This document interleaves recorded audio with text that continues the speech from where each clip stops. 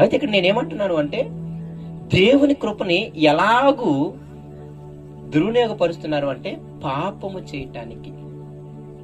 అందులో ఒకరు వ్యభిచారానికి వాడితే, ఒకరు ధనం సంపాదించుకోవడానికి వాడితే.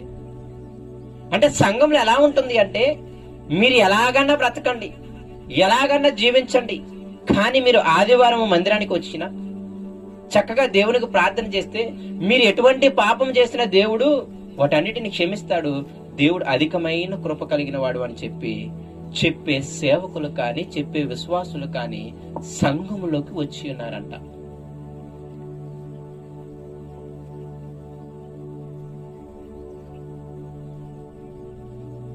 అంటే మీరు ఎలా బ్రతికినా, ఎలాగూ చేసినా, మీ నడవడి ఎలా ఉన్నా, మీ ప్రవర్తన ఎలా ఉన్నా, మీ నోటి మాట ఎలా ఉన్నా, ఇదిగో మీరు దేవునికి ప్రార్థన చేస్తే